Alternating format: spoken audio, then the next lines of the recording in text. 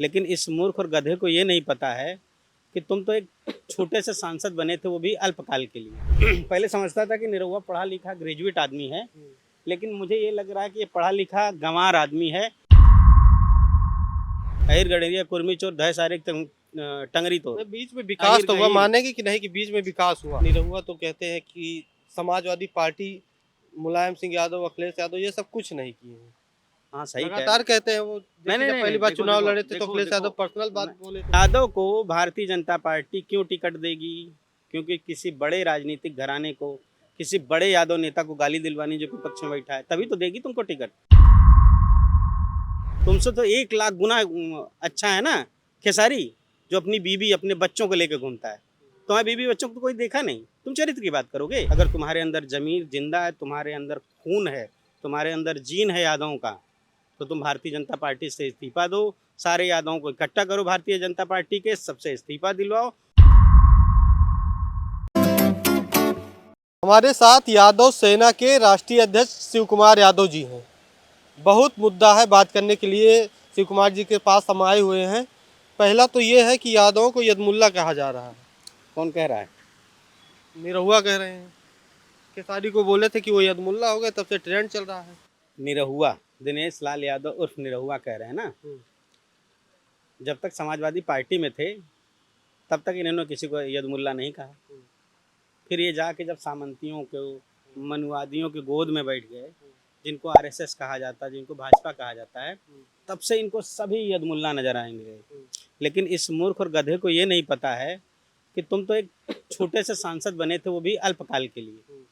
तुम्हारे बगल के प्रदेश का मुख्यमंत्री डॉक्टर मोहन यादव, जिसने कई कुरीतियां तोड़ी, अभी हाल में ही 2 दिन पहले अपने बेटे का विवाह सामूहिक विवाह में किया था, और नेचर के बहुत करीब जाके संस्कृति सभ्यता की बात करते हुए अपने बेटे के तिलक में जो यात्रा निकाली थी, तिलक में जो लोग समारोह किए थे उसमें शामिल होने लोग गए थे, तो बैलगाड़ी से गए थे। और उन्हें भारतीय संस्कृति का, सभ्यता का और हिंदुत्व का बड़ा झंडादार कहा जाता था, और ये लोग बहुत बड़ाई करते थे। उसके नाम की माला जपते हुए लोग थकते नहीं थे, चाहे भाजपा के हों, चाहे आरएसएस के हों, चाहे निरहुआ जैसे छुटपुट लोग हों जो गाली देने के लिए रखे गए हैं। मैं तो पहले समझता था कि निरहुआ पढ़ा लिखा ग्रेजुएट आदमी है, लेकिन मुझे ये लग रहा है कि ये पढ़ा लिखा गंवार आदमी है, जिसको कोई भी पांचवा पांच जनेऊधारी मूर्ख बना के अपनी बात इसके मुंह में डाल देता और ये बोलता है। ये यदमुल्ला कह रहा है। देश में अभी मोहन यादव की बात हो रही थी, मोहन यादव को ये लोग हिंदू श्रेष्ठ कह के बड़ी बड़ी उपाधियों से नवाज रहे थे। जैसे ही उन्होंने कमेरा समाज की बात कर दी, उन्होंने पिछड़ों के हक अधिकार की बात कर दी, वैसे ही उनको भी यदमुल्ला कहा जाने लगा। आप सोशल मीडिया से स्क्रीनशॉट्स निकाल लीजिए, आप सोशल मीडिया से वीडियोस निकाल लीजिए, पता चलेगा एक विशेष जाति के, एक विशेष वर्ग के या एक विशेष विचारधारा के मानने वाले लोगों ने इतनी गंदी गंदी गालियां दी हैं डॉक्टर मोहन यादव को कि आपके कान पक जाएगा, पढ़ने की इच्छा नहीं होगी। एक सवाल हमारा है, अहिर, पहले यादवों को अहिर कहा जाता था, अहिर से यादव हो गए। ये सफर कहाँ तक मानते हैं, कितना संघर्षशील रहा है? और एक यदमुल्ला तो हो ही गया, पहले इस पर बात करते हैं, अहिर से यादव का सफर। देखिए, अहिर से यादव का सफर छोटा मोटा सफर नहीं है। ये इसके लिए सबसे बड़ा योगदान मैं मानता हूँ अखिल भारतवर्षीय यादव महासभा का। अखिल भारतवर्षीय यादव महासभा ने पूरे देश में घूम घूम के जितने भी उपनाम थे यादवों के, कोई गोप लिखता था, कोई राय लिखता था, कोई घोष लिखता था, कोई कुछ लिखता था, कोई अहिर लिखता था, सबको इन लोगों ने एकजुट करने की और यादव सरनेम लगाने की अपील की। दक्षिण भारत से लेके पश्चिम बंगाल तक इन्होंने काफ़ी मेहनत की। इस संगठन का एक ही मेहनत मुझे नज़र आती कि इन लोगों ने अपने समाज को जागरूक करके उनको उनकी पहचान के अकॉर्डिंग यादव लगाने का आग्रह किया। उसके लिए इन्होंने मेहनत की और उसका रिजल्ट दिखा। इससे इनकी संख्या जो है, हमारी संख्या जो है, वो दिखने लगी, और उसी का नतीजा है कि लोग हमसे जलने लगे। ये भी है कि लोग हमसे जलने लगे, लोगों को जलन भावना हो गई कि हर जगह यादव है।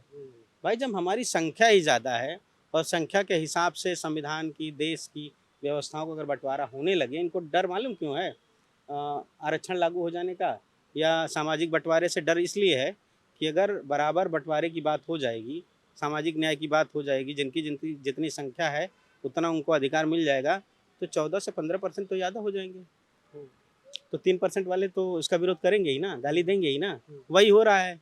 और यही चीज़ हमारे ही समाज के जो हमको ये मुल्ला कह रहे हैं, जो चंद हिस्सेदारी शासन प्रशासन की या छोटे मोटे पद के लिए, सांसद विधायक बनने के लिए, एमएलसी बनने के लिए वो अपने समाज को ही गाली दे रहे हैं, तो उनको मैं क्या कहूँ? मैं तो अय्यद मुल्ला कह भी नहीं सकता, क्योंकि मैं उनकी तरह दोगला नहीं हूँ, ना मूर्ख हूँ।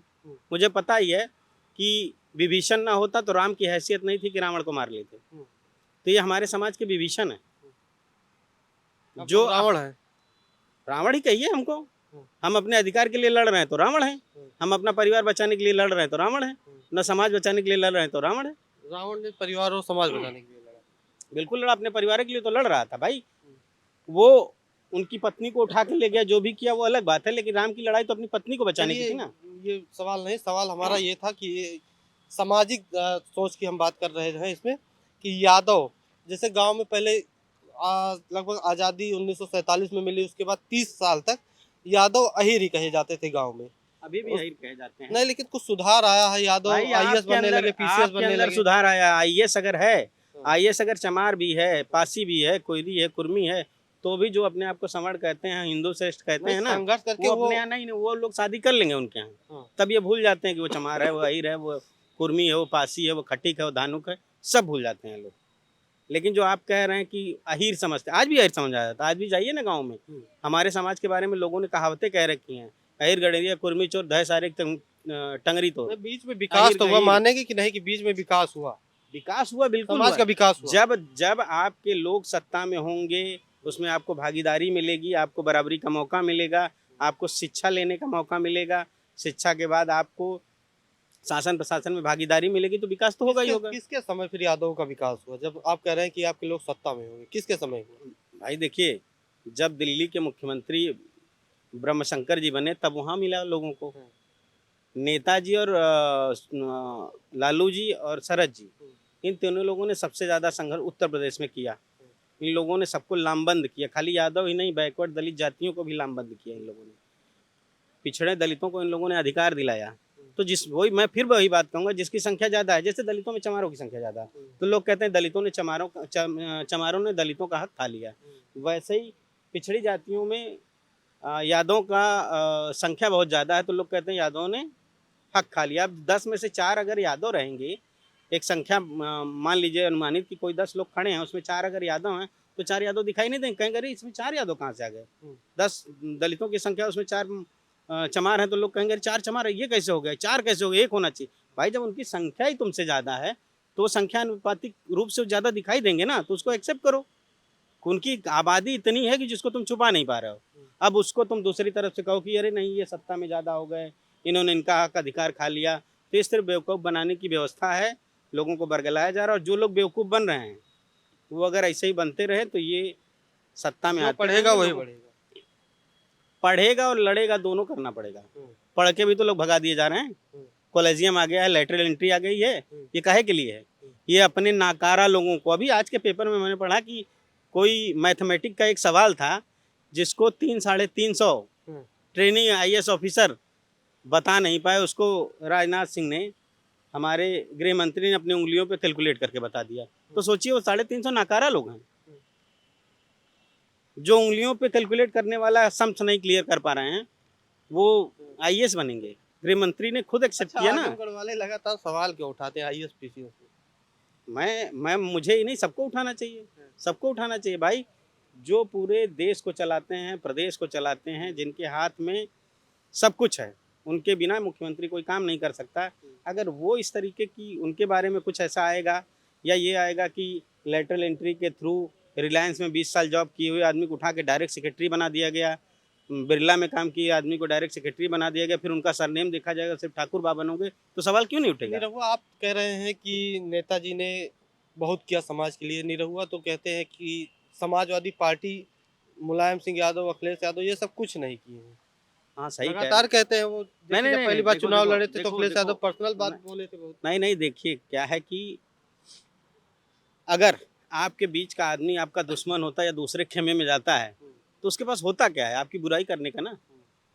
पर सच ये है कि लवंडा नाचते रह जाते अगर मुलायम सिंह सत्ता में ना आते तो।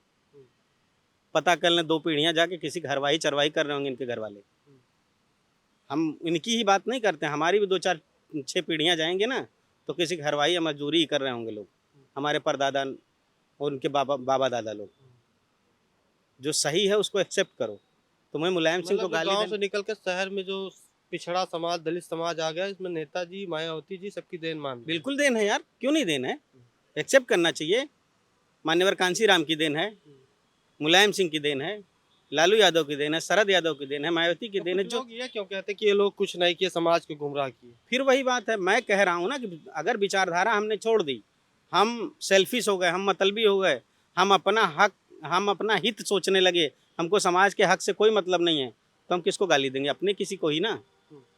यादव को भारतीय जनता पार्टी क्यों टिकट देगी? क्योंकि किसी बड़े राजनीतिक घराने को, किसी बड़े यादव नेता को गाली दिलवानी जो विपक्ष में बैठा है, तभी तो देगी तुमको टिकट, तभी तो तुमको वो करवाएगी। इसके पहले नेताजी तुम्हारे लिए भगवान थे, इसके पहले अखिलेश यादव तुम्हारे बड़े भाई थे, जिनके मंच साझा करने के लिए तुम मरे जाते थे। इसी 19 विक्रमादित्य मार्ग पे तुम 4-4 घंटा लाइन लगाते थे, तब तक सब कुछ ठीक था। ठीक है, विरोध करो, नैतिक विरोध करो, इतना विरोध करो कि सामने आने के बाद नजरें नीची न करनी पड़े। तुम दूसरे के चरित्र की बात करते हो, दूसरे को यदमुल्ला कहते हो। तुम्हारी बहन है अम्रपाली दुबे, जिसको मंदिर मस्जिद गुरुद्वारा से लेके शादियों ब्याह तक लेके घूमते हो, तुम्हारी बीवी तो नहीं कभी दिखाई दी। तुमसे तो 1 लाख गुना अच्छा है ना खेसारी, जो अपनी बीवी अपने बच्चों को लेके घूमता है। तुम्हारी बीवी बच्चों को कोई देखा नहीं, तुम चरित्र की बात करोगे? तुम्हारा चरित्र है इस लायक कि चरित्र की बात कर सको? तुम सिर्फ गाली दो विपक्षी नेताओं की जो भाजपा के विरोधी हैं, इससे ज़्यादा तुम नहीं कर सकते कुछ। और बहुत सीरियसली नहीं लेना चाहिए लौंडा नाच वाले लोगों से आए हुए लोगों को। इनसे अच्छा तो मुझे खेसारी लगा। हार जीत अपनी जगह है, कम से कम उस आदमी ने रोजगार की बात की, उस आदमी ने शिक्षा की बात की। उसने गलत क्या कहा कि मंदिर मस्जिद तू बनैबा, स्कूलिया के तौर मौसा नहीं है, ठीक तो कहा उसने। भाई सरकारें आती हैं स्कूल बनाने के लिए, हॉस्पिटल्स बनाने के लिए, तो उनको कहे कि बड़बोलापन था, बोल दिए वो। तो तुम्हारा क्या है? तुम्हारा बड़बोलापन है, उसका बड़बोलापन है, तुम्हारा क्या है? तुम्हारे दादा परदादा की हैसियत नहीं थी नेताजी से पहले खड़े होने की इन मनुवादियों के सामने। तो अगर वो सच बात वो कह दे तो उसका बड़बोलापन है। और तुम किसी को जो आज हमारे ओबीसी समाज का महापुरुष है, तुम उसको गाली दे रहे हो।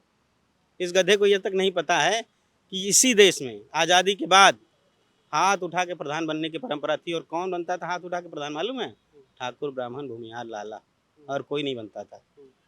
नेताजी ने पंचायती राज में आरक्षण दिया, ओबीसी को आरक्षण लागू किया। उसके बाद अहिर चमार कोयरी कुर्मी लोग बनने लगे। नहीं तो बाबू साहब आए, हाथ उठ गया, इनके पक्ष में कौन हो? पता चला दोनों पक्ष या तो ठाकुर है या तो पंडित है। बनता कौन था? आज तुमको पंचायती राज में प्रतिनिधित्व दिया है तो नेताजी ने दिया है।